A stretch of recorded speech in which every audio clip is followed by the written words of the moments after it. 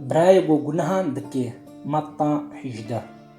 اگر برایتا لهمبریتا گناه بکه هر او گاوا گو هن هر دو بتنه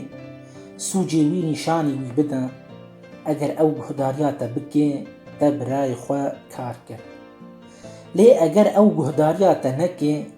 کسک آن دو کسی دین جب خوره ببه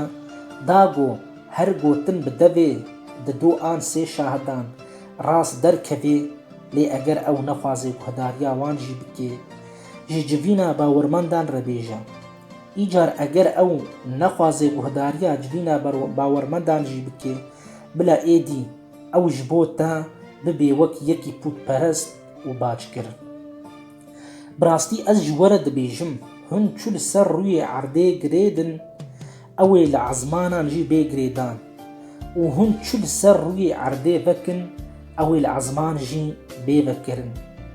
جارك دن براستی از جواره دبیجم اگر دو جوا لسر روی عرده لسر هر تشتی کو بخوازن ببن یک اوی جآلیه بابی من این لعزمانان و جوان را چیبه چنکی لکودره دو آن سسه بناوی من بین با هف